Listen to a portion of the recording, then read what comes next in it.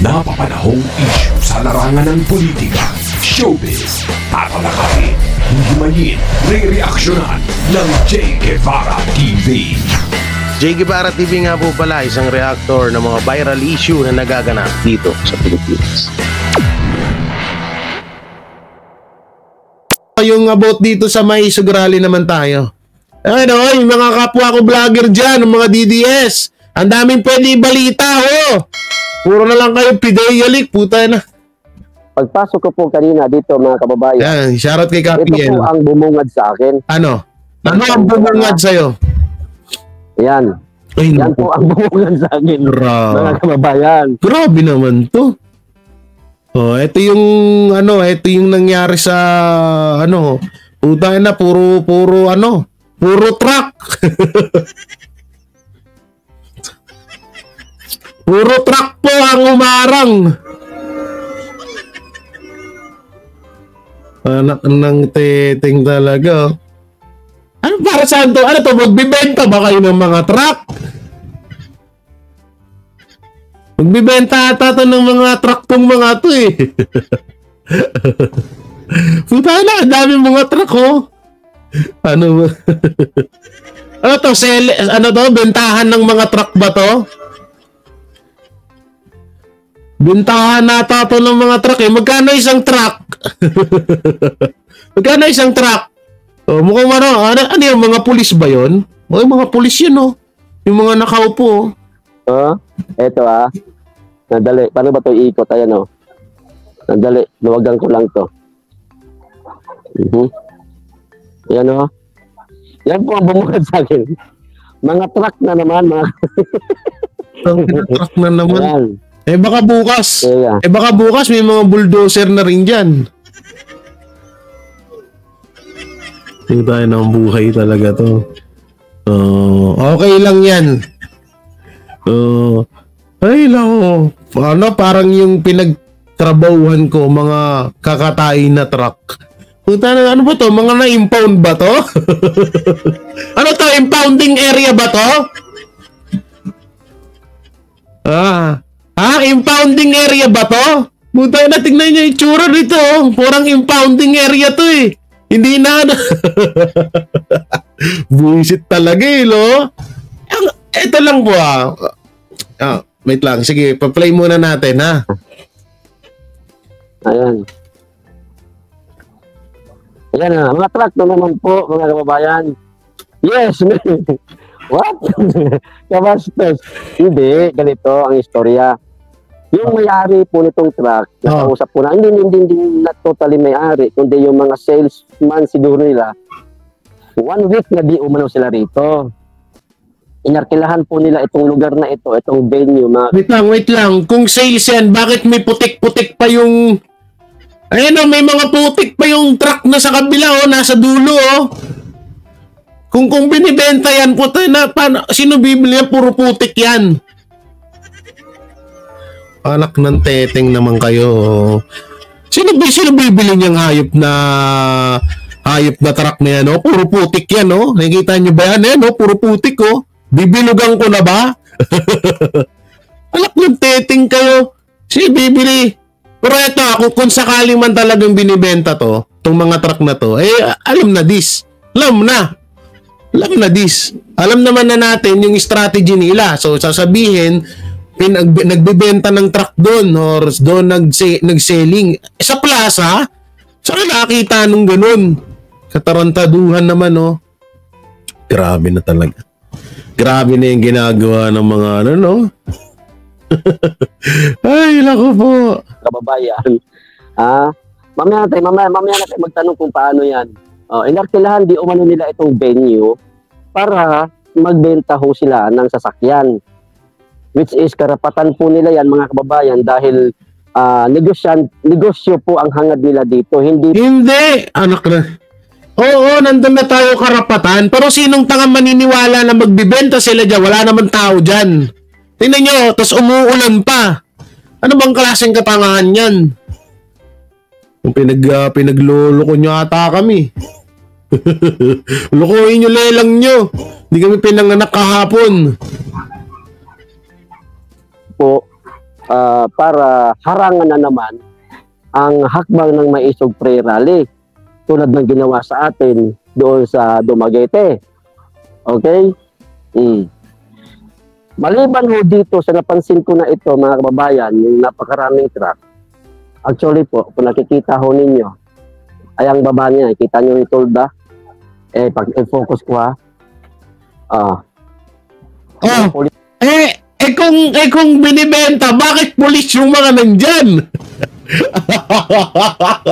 Putang ina. Ay, sorry.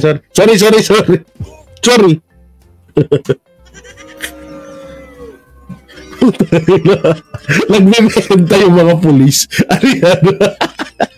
Putang ina. Ha? Ano yan?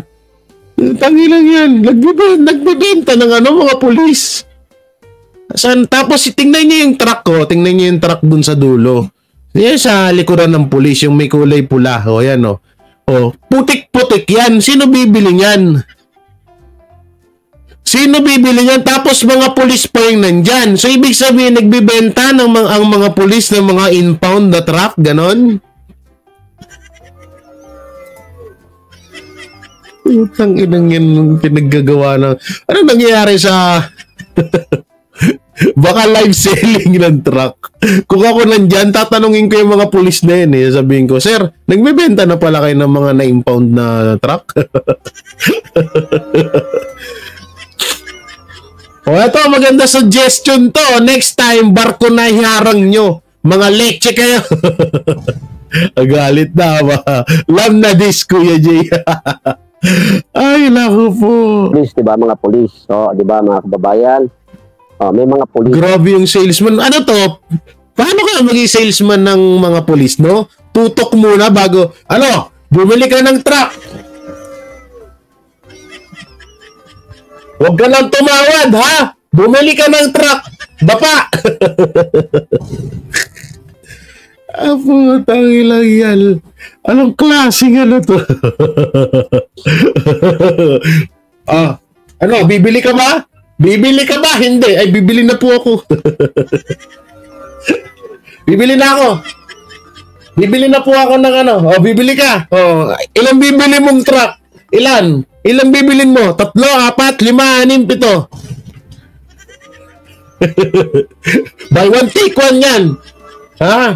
Pag tumawag ka, sabugang mukha mo. Tangina. Ang ganda. Ang galing naman ng mga salesman na to. Ay, nako. Magbibenta ng truck, pero may mga polis. Okay, yes, umuulan po. Ayan na. Okay, ibalik natin sa maliit na screen. Ayan. Hindi ka nangingi ng foods doon, no? Ano ba to? Ayan, nangingi ka ng pagkain doon na PL. Tapos, sa bandang dulo, mga kababayan, ay may mga truck pa ron. Tingnan niyo yung truck na yan, no? Puro putik. Ano klaseng yan? Paano nga ibibenta yan? Ilan yung truck na may mga putik? 2, oh. Anak ng teteng naman kayo. Ginagawa nyo naman kami mga tanga. Yan. Nakikita nyo sa bandang dulo. Ayan, may mga kumakain po. Ito yung mga nakaputi. Sila ho yung nagbebenta o sales ng mga sasakyan. Ngayon, ba't may mga pulis dyan? Para saan? Anong nila dyan? Anong pakinabang nila dyan? Makakapagbenta kaya sila? Mga kababayan, may mga pulis kumakain na nananghalian. At nakikita ho ba ninyo may mga shield, yung pang-rally ho talaga? Pang-rally. Tama nga naman si PLO. Pang-rally. Naka-setup na nga talaga. So sa madaling salita, ganito ginawa dyan. Kumuha para iwas pusoy. Alam niyo yan? Para iwas pusoy yung mangyayari dito. So ang ginawang taktika dito, kumuha sila ng mga eto nga, yung mga nagbebenta ng truck. Anong nakalagay sa Sino truck ba yung nakalagay sa damit? So eto, totoo talagang mga nagbebenta ng truck tong mga to. Hello? Totoo talaga. Ngayon, kinuntsaba to na doon kayo magbenta sa plaza o kung saan mang lugar tong sa Tacloban na to. Doon kayo magbenta, no? Doon nyo ibalandra lahat ng truck nyo. madaling gawin yun. Tapos itong mga pulis pumunta na rin para in case na may dumating rally, may mga dala silang, ano ba yan? Mga dala silang, tsaka ba't may dala kayong mga shield? Hindi naman papasukin yung munisipyo. Para lang sa mga nagrarally yan na papasukin or guguluhin yung munisipyo nyo. Ano ba naman klaseng mindset yung mga pinagagawa nyo? Hindi ko naman po inaano yung mga kapulisan dyan, pero alam ko naman sumusunod lang kayo sa utos sa inyo. Pero iayos nyo rin naman. Doon lang tayo sa tama. Freedom Park nga naman, may free nilang pinag-park yung truck, mga truck. O nga, Freedom, hindi na dapat tawag dyan. Hindi na Freedom Park. Freedom Truck na dapat. Ha? Freedom Truck. Hindi na Freedom Park. Palitan na ng pangalan yan. Freedom Truck na yan. Ano to? Aba, anong nangyari sa mga kapulisan naka-deploy sa mga dausan ng may sugrali? Sayang pera ng bayan ginagamit ng mga politikong buhaya. Ay, salamat po ano to? Si Tambalos-los na naman may pakanay. Sino pa ba? Yung tatlo lang naman. Sila lang naman lagi may pakanay yan. Kahit mainggit ka, anong pakialam namin? Sino mainggit? Kahit mainggit ka, anong pakialam namin? Ganun ba? Okay. Ganun pala. Total, nakakadami ka naman na. Eto. Yan. Condolence. Happy condolence, siya.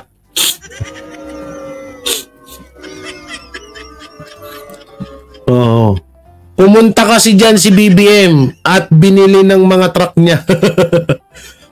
Yun pa pala, isa pa yon, galing dyan si BBM.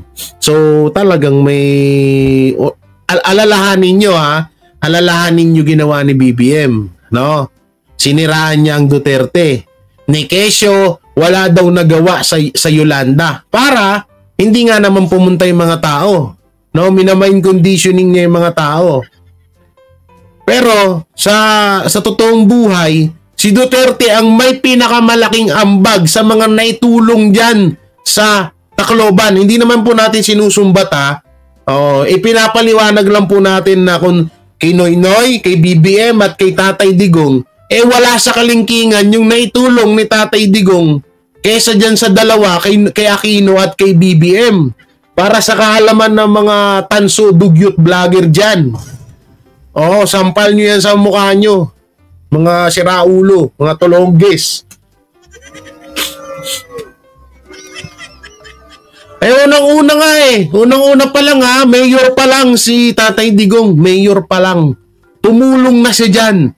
Panahon pa ni Noynoy yun. Panahon ni Aquino. Mayor pa lang si Tatay Digong. Tumulong na siya dyan. Halos mangyak-ngyak pa nga si Tatay Digong doon sa interview niya. Shoutout po. Maraming salamat po sa blessing, ma'am. Wait lang. Asan yan? Mayor pa lang si Tatay Digong, pumunta siya doon, tumulong na interview pa nga. Pinakita ko na nga sa inyo yung interview ni Tatay Digong nung panahon na pumunta siya dyan. Nung pagkatapos ng Yolanda, na bagyong Yolanda, no? Tapos, nung naging presidente si Tatay Digong, ito napakalaking tulong po ito sa mga kababayan natin na nandyan sa Tacloban. Si Aquino, nagbigay ng pabahay or nagbigay ng lokasyon sa mga nasalanta ng bagyong Yolanda dyan sa Tacloban ng may bayad. Samantalang si Tatay Digong, nagbigay siya ng mga kabahayan dyan ng libre. Libre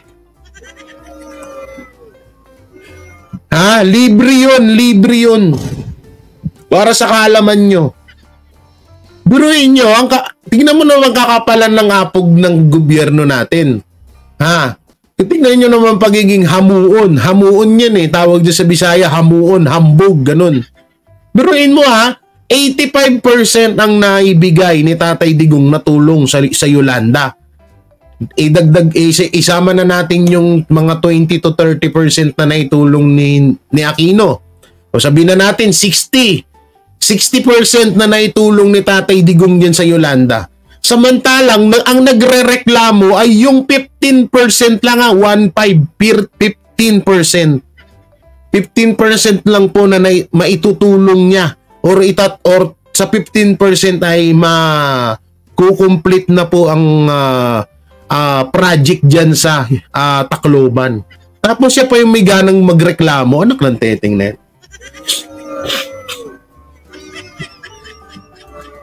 Ayun. Diba? Ayun. So, ayun, diba may shield na pang rally. So, tinanong ko po sila, mga kababayan, saglit lang ha. Sino pa? Tinanong ko po sila, mga kababayan, bakit may mga truck dito? Una kong pinagtanungan po, ay ang tricycle driver na nasakyan ko. Sabi nung tricycle driver, no? Yan. Sabi po ng... Tsaka ito pa, PL, wait lang. Unang-una, napakadaming araw para magtinda ng truck. Bakit sa panahon pa ng Maisog Rally? Ha? Bakit inunahan na nila? Ano yan? Anong klaseng kagaguhan yan? Bangag talaga ang putik. Ito driver, ngayong araw lang daw siya nakita, ngayong araw na lang daw nakita na ganito, may mga truck na nakatambay dito. Hindi natin sigurado dahil na sa hindi nagawi sa lugar na ito, kaya niya nasabing ngayon na siya nakakita na may mga truck na nakatambay dito. No? Kinikwento. No! Ano ba yan? Nag-away-away na tuloy mga DDS dahil kay Spencer? Hindi! Kung nagigets nyo yon, alam nyo kung saan nag-away-away? Kay Maharlika. Gilan nyo nga ako. May dala pang mga pagkain na tubig sa Tacloban. Liars will go to hell. Sinong may dalang pagkain na tubig? Si Tatay Digong, malos maluwa-luwa nga si Tatay Digong nung mayor pa siya. Nasabi niya, grabe. Maglalakad ka, nasa daanan mo yung mga patay. Diba? Sir Jay, kakapasok lang na balita. Galing Sunstar Cebu News. Canceled lahat ng barko papuntang Leyte. Lahat ng biyahe. Kanina ko pa sinasabi yan eh. Pati nga yung ticket sa aeroplano, ubus na. Pati yung mga ticket sa barko, ubus na papuntang Leyte. Mga ticket sa aeroplano papuntang Leyte, wala na, ubus na. Ngayon po, ang mga nagbabagang balita. Putang ina buhay ito, no? Diba umiyak nga si Tamba nung kinalandrakas ng mga dilawan ng Yolanda's Pound. Bakit parang wala yatang tag price ang mga truck for sale? Kaya nga, hindi nung pinagtataka ko eh. Si PRD lang may dalang pagkain na tubig sa Tacloban. Baka madagdagan pa ng mga yate para sa mga boga. Ilagay nyo na yung total. Wala naman, sa mga gumugurgur, sa mga gumigipit po, dyan sa Maisog Rally sa Tacloban, dagdagan nyo. Alam nyo, yung mga barko na hindi nyo naman na pinayagan kasi wala na daw mga ticket, ganito gawin nyo. No? Yung mga barko, dalhin nyo na lang dyan nyo ibalandra. Kasi hindi naman din magagamit yan eh. Pero wag kayo, wag kayo, matalino ang Duterte. Yan lang, may mga hindi kayo alam. Magugulat na lang kayo pag nag-start na ang Maisog. Biglang susulpot. Hindi, susulpot lang daw dyan bigla. Kahit na may mga truck, sa itaas na lang daw ng truck daw sila magrarally. At eto pa, masaklap dyan. Yung mga vlogger or yung mga coordinator, no, kung saan na malagi ang mga coordinator, ano bang tawag dito? Tama ba, coordinator dun sa rally? Ay pinahanap talaga kung saan natulog or saan nag-stay na hotel. Tapos ang ginawa, tinanggalan pa ng mga kuryente, binarun out po yung sinabotahe po yung hotel. Eh syempre, ang ginawa nila, lumipat na lang sila sa ibang hotel kahit nabayad na sila doon. Parang nag-check-in lang, parang nag-tsuktsakan lang sila doon. Tapos umalis na rin agad. Kasi nga, biglang nag-brown out. Nagulat sila, pagtingin nila sa mga katabi nila, maliwanag naman. Paglabas nila ng balkonahe, may ilaw. Organizer pala, organizer. O, tama. Organizer. Ang ginawa daw, pinatayan daw sila ng ilaw. Sabi ko, bakit ba naman? Dapat binawi niyo yung pera niyo. Dumalis na lang daw sila. Tapos nag-check-in sa ibang hotel na lang. Sabi ko, pati ba naman sa hotel, ginurgur na kayo.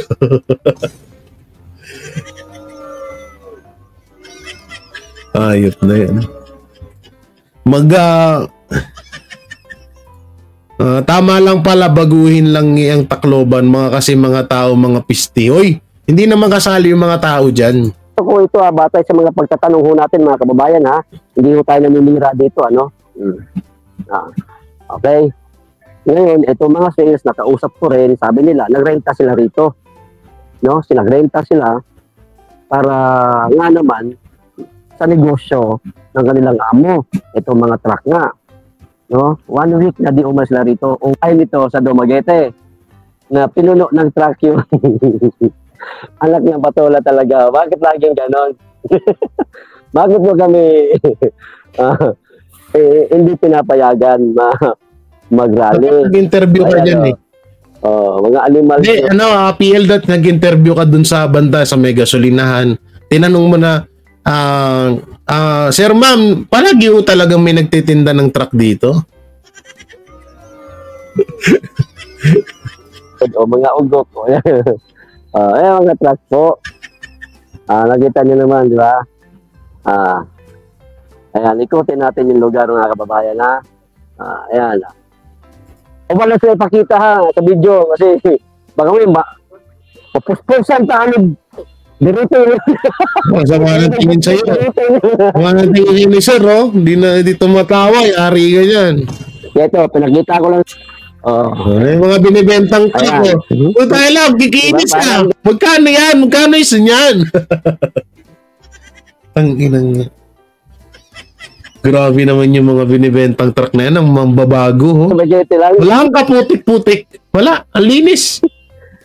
Dumaguete. Meron ka lang mga kanina sinabi ko, mga traktura. Ilagay na rin dyan. Pati pala yan, no? Oo, parang sa Dumaguete nga lang style nito.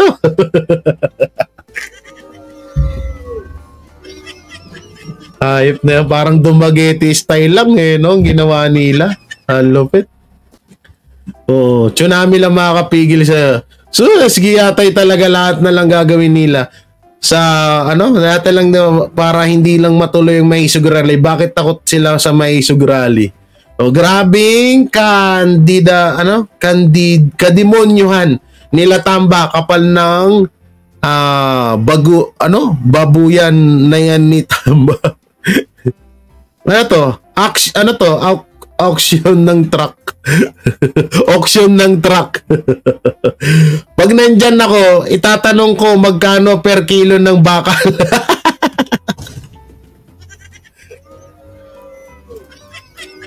Nung time ni Tatay Digong may freedom, ang gustong mag-rally. Grabe ka, Mr. BBM, grabe. Mura lang ang truck, nakabili kaibigan ko. Magkano? Piso? Ay, tsunami lang makakapigil sa Tacloban, sa rally ng Tacloban. Nayawa good, yawa man Ay, Mami Teresa Arong, shout out. Smile even active. Effective kasi yung truck barrel nila. Mga walang hiya, pag binangungot sila, hinabol sila ng mga truck. Grabe yung ginagawa sa atin, no? Sa una, Bustos Bulacan, sunod Dumaguete, ngayon naman Tacloban. Habangag talaga. Ay, Mama Amites, magalang shoutout. So, di alam niyo ito ang pinagtataka natin na paulit-ulit natin tinatanong sa kanila, bakit takot na takot kayo sa Maisog Rally? Ayun yung palagi namin tinatanong. Sabi ko, bakit kaya ganyan, no? Bakit takot na takot kayo? Akala ko ba mahina ang mga Duterte? Akala ko ba wala silang mga lakas? Akala ko ba mahina na wala ng supporters ang mga Duterte? Eh bakit takot na takot kayo sa mga Duterte?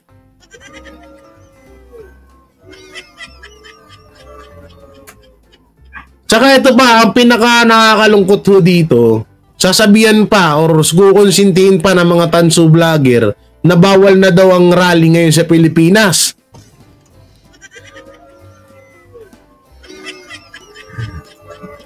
Ito na lang, mantra ko para sa pinakamamahal nating pinuno at nuno sa punso. Karma Beach minsan digital, minsan medyo mabagal pag busy siya. Oy, Madam Precious, ito, nagagamit ko na. Naririnig mo ba? Naririnig mo, Madam Precious? Oh, yan oh, boom. Oh, isa pa. Oh, ito pa. Oh, naririnig mo na? Mga kagaguhan, Kengkoy. Dapat ang gawin mag-people's power na. Wag naman. Eh, ayaw nga ni Tatay Digong ng people's power. Tapos kayo gustong-gusto nyo na naman ng people's power na yan. Ayaw nga kayo masaktan ni Tatay Digong eh. May phobia na kasi si BBM baka magaya sa ama. Pero hanggat ito sa totoo lang wait lang, basahin natin to. Taga dyan ako, kaso ngayon OFW, kung pwede lang mag-rally sa Basakan, doon na lang kayo sa may amin mag-rally, mag-solo na lang. Pinakailaw. Ano daw pinakailaw? Di ko magets. Mahina, hindi ko nga alam kung paano lakasan eh. Mahina ba? Dito ang lakas sa akin eh. Pero dyan mahina. Kaya nga, mamaya ayusin ko pa yan. Oy, Ma'am Abe, kamusta na po? Hey Jay, galit na galit si Brother Slabber Boss Dada, Sir Spencer dahil kay Morales. Nagkagalit-galit ba? Kaya mo sila. Oo, sinabi ko na sa kanila po ulit-ulit siya. Bahala sila dyan. Basta dito ako nagre-reaction sa Maisog Rally. Ang dami naman kasi pwede ibalita eh. Bakit puro pideya na yan? Ayan Dumaguete 2.0. Ayan. Mamaya tayo mag-usap-usap pag nasa kwarto na tayo. Pag nasa hotel na tayo, relax lang. Relax lang. Marami nga akong sasabihin. Ano sasabihin? Huwag muna dito kasi hindi natin sabihin mo na. Ano ba naman kayo? Sabihin mo na agad. Ayan. Gaganda ng truck mo ba? Ayan bago siya bumili ng truck. Ano yung bago ba yan? Bili ka ng bago to. Ng truck. Mga bago to. Sino yung mga naghahanap ng truck dyan? Ayan may mga les po mga kababayan diba? Nagbebenta lang sila ng truck pero bakit yung mga pulis nakakapagtaka? Hindi ko binaril niya sira ako talaga. Yan lapag natin dito.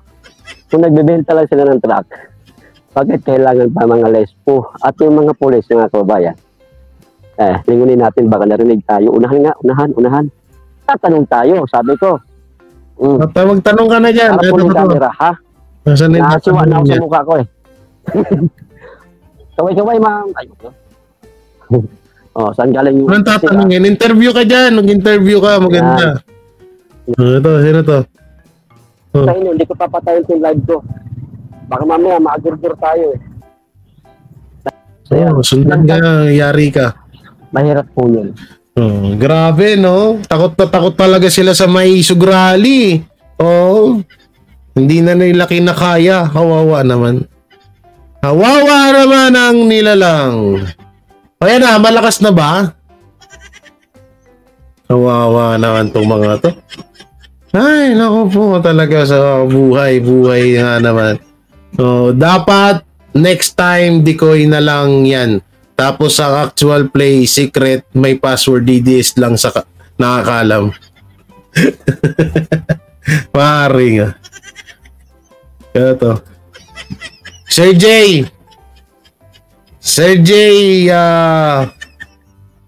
kasi hindi in-invite si BBM. Kasi dapat kasi ini-invite niyo si BBM sa Maisog Rally. Kayo naman kasi. Ba't hindi niyo kasi ini-invite?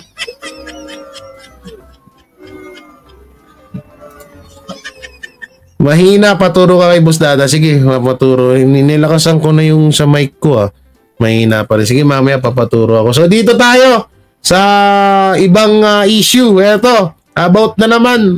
Tungkol ulit. Ito. Ito yung isa sa mga... Ito yung isa sa malaking katangahan ng mga tanso at mga at ng administrasyon. No? Ito, no? James Kumar. James Kumar. Bakit mo ito ginawa sa Pilipinas? Bakit mo ito ginawa? Oy, share nyo na to. Ito na yung kay James Kumar. Baka hindi nyo pa to napapanood yung kay James Kumar, ha? Ano ba? Sabi, akala ko nagbayad kayo. Wala naman. Siguro baka may ano lang siya. Dina-downloadan siya ng mga effects. Dina-downloadan siya ng mga effects, no? Sali ako dyan, mga boss, taga Zamboanga City ako, solid kami. Uy. Eto na, share nyo na, James Kumar, grabe talaga ang may sugrali. Lagi may paradahan. Kung hindi truck na mapang-action traktura na i-donate. Parang gusto ata nila sa EDS. Si James Kumar dapat i-contempt.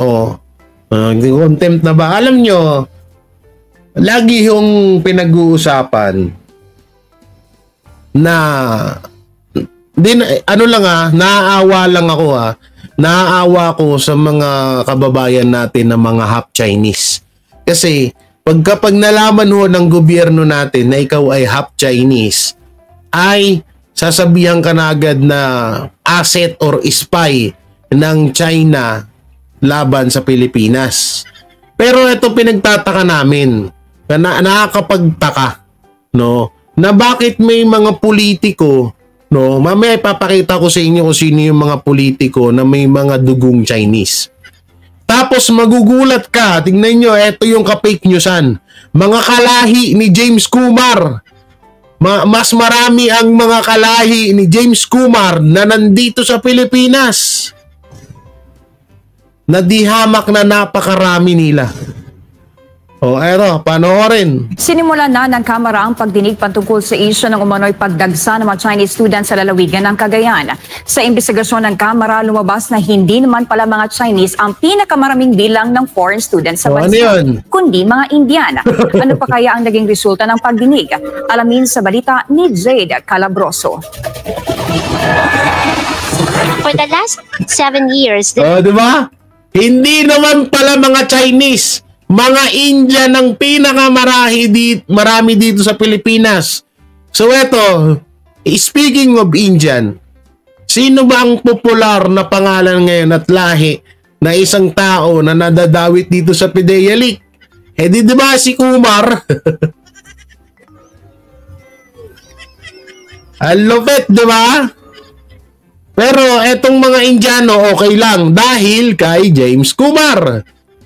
Ang lupit. Kapag Indiano, okay yan. Kasi bata, kamag-anak yan ni James Kumar. Pero kapag Chinese, bawal yan. Mayor Go yan. Nationality with the highest number of foreign students are the Indian nationals, followed by Chinese nationals, and third by the Nigerian nationals. Ito ang binigyang linaw ni Commission on Higher Education o CHED, Executive Director Cinderella. Wait lang, bakit hindi binalita to sa mainstream media? No, bakit kaya hindi binalita yan? Anong meron? Anong meron kaya? Anong meron? Ba't hindi binabalita sa mainstream media yan? Anong klaseng kalokohan yan? Pina Benitez sa pagsisimula ng pagdinig nitong Miyerkules, Mayo 22 ng House Committee on Justice ukol sa pagdagsa ng mga Chinese student sa bansa. Batay sa academic. Kaya nga naging racist na talaga tayo eh. Search natin Facebook, sa Google. Politics, ano ba? Ano bang politics, half Chinese. Political.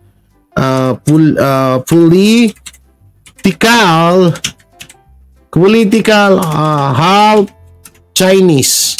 Ito Chinese in the Philippines. Tingnan natin dito yung mga half Chinese. Alak ng teteng pala eh. Kaya naman pala eh. Kaya naman pala yung mga half Chinese eh.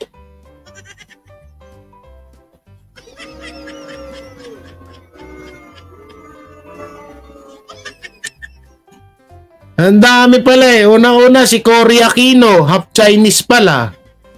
Oh. Si Cory Aquino, half Chinese. Mga Dilawan, mga half Chinese. So, ano? Oh, half Chinese. Mali pa nga yung pagkaka-spelling ko pa ata dyan. Oh, ito pa pala. Si Marcos din pala, half Chinese din pala to.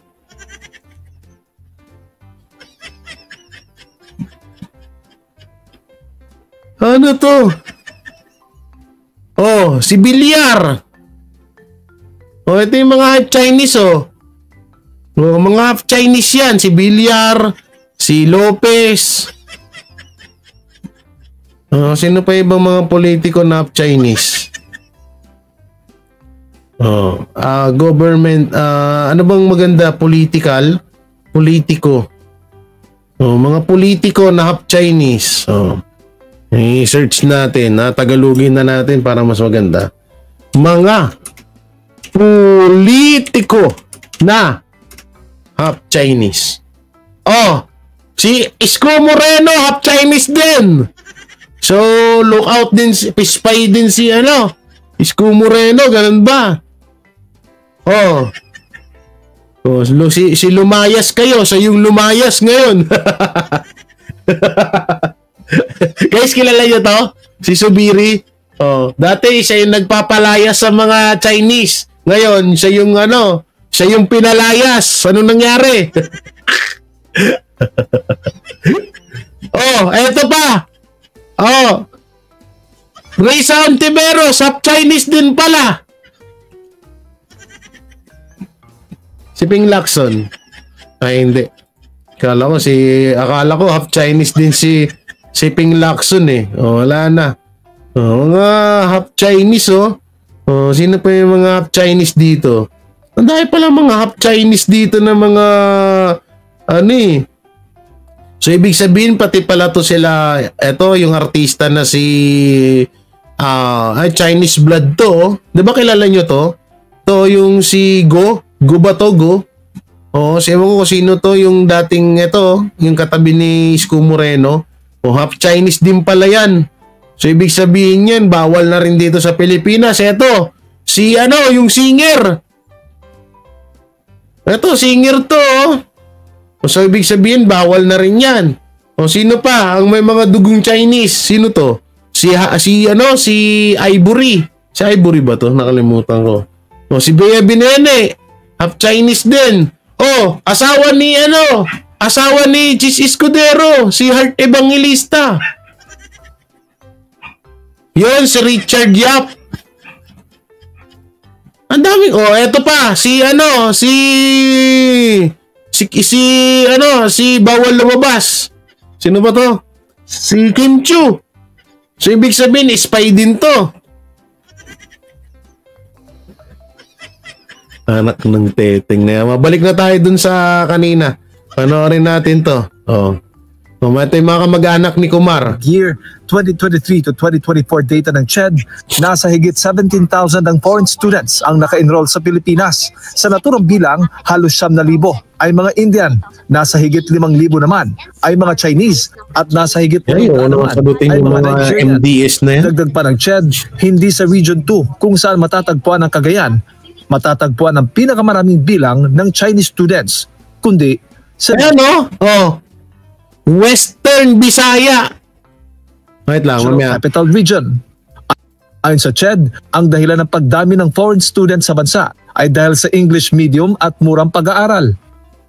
Ang ground nila for pursuing international study here in the Hindi Philippines. guys, ang masakit po kasi dito, pati po yung mga nag-aaral, talagang racism na talaga may tatawag to eh. Kasi tignan nyo pati yung mga bata na mga wala namang kamuwang-muwang sa mga tinatawag na spy na yan. Si Jinggoy. Half Chinese din ba si Jinggoy? Kaya naman pala eh. No? Ang kawawa dito yung mga kabataan na nag-aaral dito. Wala naman silang kaalam-alam sa nangyayaring issue ng politics dito sa Pilipinas Bakit pati sila nadadamay? Yung masakit diyan. Na eto nga kung gusto nyo talaga na walang rito, dapat lahat ng mga ibang lahi wala dito sa Pilipinas. Katulad niyan, yung mga Bombay, nakakamag-anak ni yung mga Indiano, nakakamag-anak ni Kumar. Dapat wala din yan dito. Dapat wala din yan sa Pilipinas natin. Amerikano, bawal din dito. Para lahat. 'Di ba? Kaso Chinese lang Pati yung mga bata, kita mo dito lumabas, nadihamak na mas madami ang mga Indiano kaysa sa mga Chinese. Anong masasay nyo rito? Ewan ko ba kung binalita. Di ko alam kung binalita to sa mainstream media. Which is the English as a medium of instruction, quality institutions. Maganda ng mga Chinese, no? Of Region 2, SPUP, is one of our... Alam mo, pangarap ko pangasawa yung Chinese Iba kasi yung mga Chinese kasi talagang kaya kapag nakakita ako ng mga Pilipina half Chinese tapos na-attract agad ako kasi makinis, maputi, tsaka syempre pag Pilipina, mabait, masipag, malinis sa bahay. Yan ang gusto ko malinis sa bahay ako ng dugyot sa bahay. No? Kaysa naman sa mga Indiano, hindi naman sa nila lahat, no? Pero may alam ko ang mga ng Indiano Hindi katod nito, mga half Chinese, no? Mga masikatod niya ni Mayor Go. Mo, magpapakasal tayo, charot. And the regulated institutions, Madam Chair.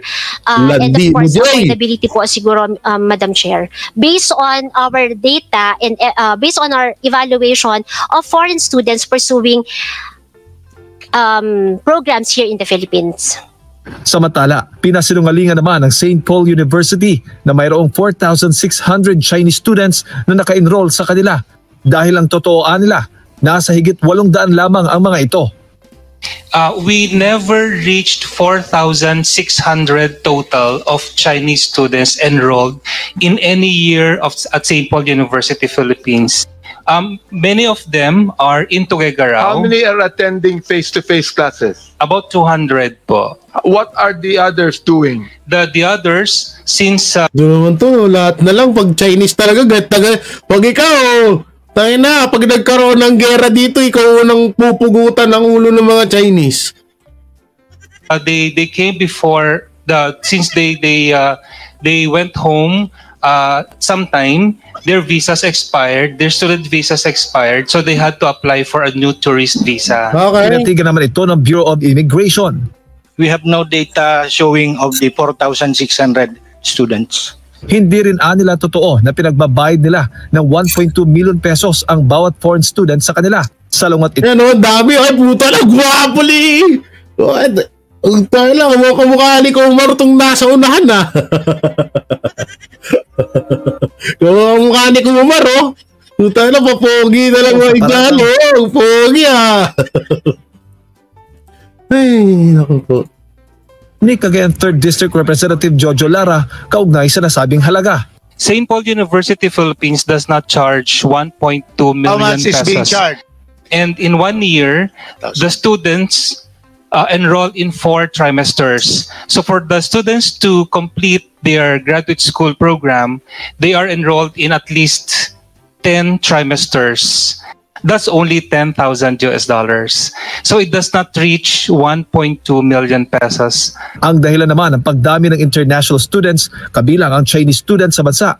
Ayon sa Bureau of Immigration, The Philippine government has been promoting... Alam nyo, naiisip ko dito mga ka-DDS, mga kabanateros, na ang natatakot po ako sa kalagayan ng mga kababayan natin, lalong-lalo ng mga OFW na nasa Japan, na nasa bansang China. Hindi pala Japan, sa bansang China. No, alam ko marami pong mga kababayan natin doon ng mga OFW na andun po nagtatrabaho, no, doon sa China. Ngayon, ang masaklap po dito sa kakaganito ng gobyerno natin sa mga Chinese, eh baka mamaya bawian ng mga Chinese yung mga kababayan natin ng mga OFW dun. Hindi nyo ba naisip yon? Hindi nyo ba naisip na baka mamaya gantihan yung mga kababayan ko, na nasa China? Hindi ba naisip ng gobyerno natin yun? Baka mamaya yung China naman ang gumante sa lahat ng mga pinaggagawa ng gobyerno dito ng Pilipinas. Pag gumante ang mga yan, akala hindi sa pagmamaliit sa Pilipinas, no, hindi ko minamaliit yung bansa natin. Pero wala talaga tayong laban sa mga Chinese pag nagkagulo rito. Totoo 'yan. Oh, akala ata talaga nila tanga tayong lahat, naniniwala sa bawat sabihin nila. Kaya nga, favorite number nila 4K, no? Sa Cagayan din 4K daw, 'di ba? Mga propaganda nitong mga paulit-ulit. 4K, puro 4K, 5K, 4K. Wala na, may iligay sa dapat 0.1, 0.2. Country as a regional and global education hub. And CHED's, the Commission on Higher Education Study in the Philippines campaign has greatly helped boost the number of foreign students in the country. Dagdag pa ng BI, isang Memorandum of Understanding ang nilagdaan sa pagitan ng CHED at ng Chinese Ministry of Education para mapabilis ang bilateral cooperation sa higher education. Bukod pa dito, ang Memorandum of Agreement na nilagdaan ni Chinese President Xi at dating Pangulong Rodrigo Duterte noong 2019. Ang layo-layo na nung mga estudyante na nag-aaral dito nga. Alam nyo, nakaka-proud yun ha. Alam nyo kung bakit? Biruin mo ha, yung China, yung mga ibang estudyante doon, pupunta rito sa Pilipinas para dito mag-aral ng English. Kasi dito mura ang paaralan. Nakaka-proud yun na, di mo, dinadayo tayo ng ibang bansa. Dinadayo tayo ng bansang China, isa sa mga pinakamayamang bansa dito yan sa mundo natin. Diba? Kung usapang spy, traidor, ang layo naman. Anong mga estudyante yan, mga bata yan, anong klaseng utak meron kayo? Paano spy? Sige, sabihin na natin yung kay Mayor Go, maaari, pwede pa yun. Pero yung mga batang yan, anong muwang yan sa gulo ng Duterte at Marcos? Sa kabila nito, tiniyak naman ng ahensya na sinusuri nilang mabuti ang lahat ng mga dokumento ng mga foreign students sa bansa. 100% we can assure the committee that the student visa section scrutinize and assess the completeness and authenticity of all the supporting documents. Para sa Diyos at sa Pilipinas kumahal, ito si... Grabe, no? Grabe talaga utak na ng gobyerno natin. Hindi na natin alam kung saan niya nilalagay utak niya. Grabe na. Wala nang ano. So, eto. Sunod naman natin to. Speaking of Chinese. Chinese ha? Chinese. Saan na yung isa sa mga... Ito. Dahil wala naman talagang nagaganap o nagganap na gentleman's agreement. Dahil wala naman talaga. Pilipinas at China ay mas makabubuting patayin na lang ang isyong ito. Ayon sa mismong tagapagsalita ng West Philippine Sea, kailangan maging maingat ang lahat sa mga pinaniniwalaan nitong naratibo. So ibig sabihin, fake news talaga si Bangagers. Yung mga company Bangagers dyan, yung mga fake news. Ayaw na nga pag-usapan yan eh. Hindi kasi alam nyo, paulit-ulit kung sasabihin sa inyo to kung bakit paulit-ulit na lang yung gentleman agreement na yan. Kasi nga, para nga malihis yung atensyon ng mga tao. No? Kaya nga, tingnan nyo sa panahon natin ngayon, 2 years na nakaupo ang presidente. Ni piso man lang, wala man lang pinagbago yung mga bilihin sa atin. Bigas, lalo pang mumahal. Kuryente, tubig, lalong nagsitaasan. Diba? Kuryente tubig na nito, sobrang tataas ng bill natin. Ako nga dito, 12K, nag-aircon lang ako, nag-12K na. Yan ang mahirap diyan eh. Hindi ninyo napapansin. Ayun yung minsan na natatawa ako sa mga supporters ng Marcos. Sabi ko, sila tatandaan na nauuto pa. Ay posible itong magresulta sa di pagkakasundo. Kung bakit, ating alamin sa balitang yatid ni Almar Forzuelo. Nagsimula na mag-imbestiga ang mga mambabatas kaugnay sa issue ng Gentleman's Agreement o New Model sa pagitan ng China at Pilipinas. Araw ng Martes, humarap sa Kongreso ang ilang gabinete ni dating Pangulong Rodrigo Duterte. Kabilang dito sina dating Executive Secretary Salvador Mejaldea, dating Defense Secretary Delfin Lorenzana at dating National Security Advisor Hermogenes Esperon Jr. Iginit ng tatlong opisyal na walang napag-usapan ang China at Pilipinas tungkol sa Gentleman's Agreement o maging ang ipinipilit ng mga kritiko ni Duterte na New Model. Nila ipinagpatuloy lamang ng Duterte administration kung anong napagkasunduan ng Aquino administration. Itinuloy lang ng Duterte administration kung ano ang napagkasunduan ng Aquino administration at ng China.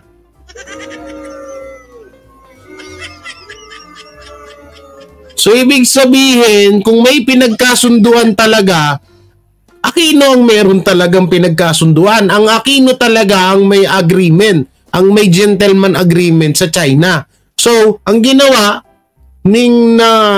kaya nga dapat ang sisihin dito yung mga Aquino.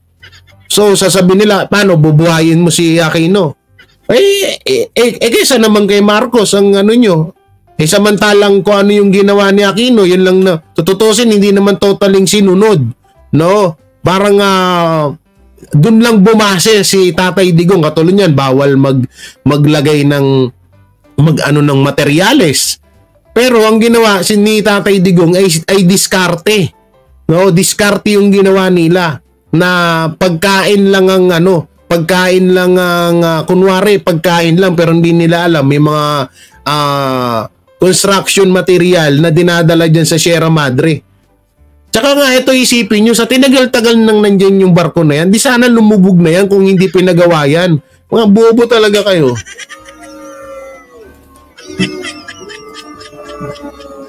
Tanga-tanga. Sa China noong 2013 sa ilalim ni dating Defense Secretary. Okay na ba, Ate Precious, yung sounds ng ano ko? Yan o. Okay na ba? Okay na. Sana okay na. Nilakasan ko na yan ha.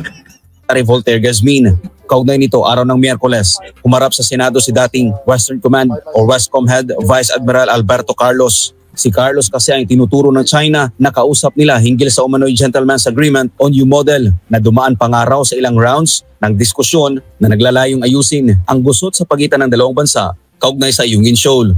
Ngunit sinabi ni Carlos sa Senado na walang nangyaring kasunduan sa pagitan ng China at Pilipinas. Ipinunto niya na isa lamang siyang commander ng Westcom at hindi ng buong AFP para pumasok sa isang kasunduan. Kaugnay nito sinabi ni Commodore Roy Vincent Trinidad, Navy spokesperson for the West Philippine Sea, na dapat patayin na ang naturang issue. We stand by the pronouncement of the President. No such agreement is in existence. If there is any, it has already been rescinded. Nako sir, yari ka dyan. Yari ka dyan. Sabihin nila, ano ka na, spy ka, spy. Alam mo sir, sasabihin nila sa'yo, ay, binayaran to ni Duterte. Dapat tanggalin yan. Kalaban yan, kalaban. Yan lang naman sasabihin ng mga ano dyan, ng mga anti-Duterte. Hindi, kakampi yan. Kakampi. Kakampi ng Duterte yan. Tanggalin yan. Kita mo, pag-usapan yung China. Putang ina, mga bobo talaga to. Call it a zombie story na dapat patayin na natin kasi ito ay galing sa kanila. Hindi naman ito galing sa atin. Dagdag pa ng opisyal, dapat maging maingat sa pagkuha ng mga pahayag nang sa gayon ay hindi mag-away-away ang mga kapwa. Parang binanatan niyo si BBM ah. Natatandaan niyo yung sinabi ni BBM about sa Yolanda? Oh, BBM, mag-ingat-ingat ka doon sa mga nakukuha mong impormasyon.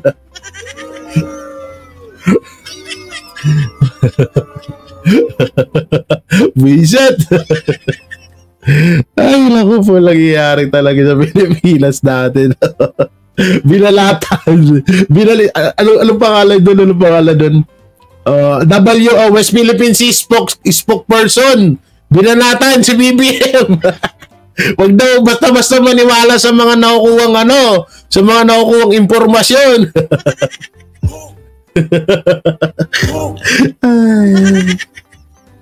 Ang ilan Pilipino. We have to be very careful in picking up the narrative from the other side because a lot of this is designed to so it is among us na tayo mismo mag-away-away. Basag ba? Basag! Uy, asa na yun? Asa na? Ba't na-forward ba? Samantala, basag si si BBM kay spokesperson ng WPS. Oo. kaugnay naman sa pagtanggal kay Vice Admiral Carlos bilang pinuno ng Westcom, sinabi ni Colonel Francel Margaret Padilla, tagapagsalita ng AFP, na hindi ito parusa para kay Carlos. Paliwanag nito, matagal nang naka-leave si Carlos at dapat na raw itong palitan. It's never a form of punishment. It's part of our being officers, even enlisted personnel. Rotation policy, it's a policy. Si Vice Admiral Carlos ay pinalitan ni Rear Admiral Alfonso Torres Jr. bilang pinuno ng Westcom, habang si Carlos ay nasa General Headquarters ng AFP at nasa supervision ng Chief of Staff ng AFP. Para sa Diyos sa Pilipinas, kumahal. Almar Force. Speaking of ano pa rin. Sige. Speaking of ano pa ba yung isa pa na meron yan, dalawa yan eh. Wait lang. Speaking of China. China pa rin. Dugtong-dugtong na yan. Sa 16 ang sinasabing sasakyan umano na nakarehistro. 16 na sasakyan nakarehistro umano sa pangalan ni Mayor Alice Go. Naku po, paktay na. Rin natin to. Sa pangalan po ni Bamban Tarlac Mayor Alice Guo. Guo pala. Mga dokumento ng naturang sasakyan sa hearing sa Senado. Biglang may naglaman. Umano'y pagkakasangkot ni Guo sa Pogo. Ayon kay alam nyo, marami nagtataka. Ang bilis namang yumaman nito ni Mayor Guo kung sa Pogo lang niya kinuha yung mga yaman niya. No, yung sinasabi nila eh. Ewan ko kasi alam ko, eto lang kung sakali man na talagang kasabwat yan si Mayor Alice Go, ganda-ganda pa naman, sayang. Sawain ko pa naman sana yan. Kaso baka makulong din ako. Ano? Ito isipin nyo ako, kung sakali man na talaga to si Mayor Alice Go, no? Kung talagang siya ay spy or kaano siya dyan sa Pogo na yan, dapat doon na lang sana bumase, patunayan at kasuhan. Diba? Ang nangyayari kasi dito, puta na iniladlad ng mga senador, lalong-lalo na si Anli Virus. Pangalawa pa si Gatchalian. Si Gatchalian mukha ring Chinese. Diba mukhang Chinese eh. Mukhang Chinese din si Gatchalian, no? Kung talagang ganun pala, kasuhan nyo, no? Kaso nangyayari, pati yung magulang, yung pinagkakaingat-ingatang sikreto ni Mayor Go sa pagkatao niya, nabunyag na dahil dyan sa mga senator. Diba?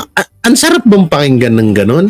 Marami naman kayong pwedeng gawing way. Katulad niyan, lumabas na yung about sa 16 na sasakyan nakarehistro umano sa pangalan ni Mayor Alice Go, my future wife. Charot. Naalala ko naalala ko yung pinost ni Banat Bay. Sabi niya, sino tatay mo? Pinost ni Banat Bay mga magagandang picture ni ni Mayor Alice Go. Sabi si Banat Bay talaga, magaling ka po Mili, bata. Ay, alam nyo, kasuhan nyo na lang yan na nga, bakit pa kailangan ibunyag yung mga sikreto na itinago or iniingat-ingatan ni Mayor Alice Go? kung meron naman palang ganito, o yan o kung meron naman palang ganyan na kayong ebidensya. So yan, napakalaking ebidensya na yan na maaari nga talaga na isa siya sa mga nagmamanage ng Pogo dyan sa, saan ba yun? Sa Banban.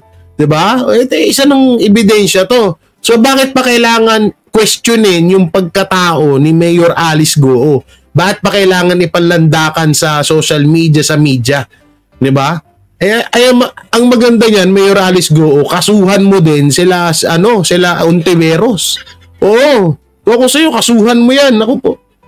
Pangyuyurak sa pagkatao mo yung ginawa nila eh. Okay na, kung sa Pogo siya, kasuhan nyo. Ako, against din ako sa Pogo. Kasuhan nyo si Mayor Alice Goo, pero huwag niyong ipangalandakan yung personal na buhay. Senador Risa Ontiveros, kabilang po sa mga nakarehistro kay Mayor Goo ang isang Ford Expedition, dalawang Ford Ranger, isang Toyota Land Cruiser, BMW at Hyundai Tucson. Kukumpirmahin pa ho sa LTO kung nakapangalan nga daw ho ang mga ito sa kontrobersyal na alkalde. Para nga yan sa kanyang buy and sell business. Ang naturang mga sasakyan, hindi niya raw po assets ang mga ito at katunayan na ibenta na raw niya ang ilang mga sasakyan na ito na nabanggit ni Senator Ontiveros. Naniniwala naman ang isa sa pangunahing may akda ng Absolute Divorce Bill na si Albay Congressman Ed Selagman na malaki ang pag-asang umusad ang panukala sa Senado. Lalo raw ngayon si Senator Francis Tolentino na ang Senate Majority Leader. Kilala kasing tutol sa diborsyo ang pinalitan nitong si Senator Joel Villanueva. Aminado naman si Senate President Chis Escudero na hindi... kahit ako, di ako pabor ba kayo sa divorce? Guys? Bala kayo, divorce yun yan. Natumbok mo, boss, ikaw lang ang save sa kanya. Ano daw? Pero si Mayor Alice, si Mayor, isa lang ang passport niya. Philippines passport lang. Ayun na nga eh. Gumawa sila ng batas bawal na ang Pogo sa Pilipinas. Dapat pang kalahatan eh. Bakit sa Banban lang? Dapat pang kalahatan. Hindi nga, eto nga iniisip ko dyan eh. Baka divert na naman to kasi mahilig sila sa ganun eh. Baka naiisip ko dyan is kaya nilang gustong ipatanggal si Mayor Alice Goo dahil may gusto silang ipalit para safe ang pagmamanage ng Pogo dyan sa Banban. Naku po. Nadulas na ako. Sorry. Ayan ang ano dyan eh. Yan ang iniisip ko. Ay, tanggalin nyo si Mayor Alice Goo. Hindi natin kapit yan. Hindi natin kayang hawakan yan. Oo. Baka nga mamaya kaya pinapatrabaho yan si Mayor Alice Goo. Kasi isa yan sa hadlang dyan sa Pogo na yan. Baka nga siya yung humadlang dyan tapos pinapalabas lang ay tawag dito kakampi siya ng Pogo or siya ang pinakaano ng Pogo. Baka mamaya nga si Mayor Alice Goo ang ano dyan. Ang talagang hadlang dyan sa operation na yan, sa Pogo na yan. Operation tuloy, sorry. No? Tapos ang ginagawa, dinadivert lang. Kunwari, siya na. Kasi ang gusto mangyari, ngayon, tinanggal na siya sa pagiging mayor. So, sino papalit nun? Vice Mayor. So, yung Vice Mayor, hawak na nila yun. Maaring ganun ang mangyari, ha? Hindi ko na 100%. Kaya magalit sa akin. Ang nanay at tatay niya, pure Chinese. Ang nanay niya Pilipina, mami. Ang tatay niya ang pure Chinese. Nanay niya Pilipina. Tatay niya ang pure Chinese. Tama ba? Katulong daw nila eh. Maniniwala kami kay Mayor kaysa kay Virus. Paring Jay, wala ba si Madam Lisa ngayon? Wala eh. Oo nga pala, kahapon nandito si Madam Lisa sa live ko. Madam Lisa, pakita ka na ba? I miss you so much.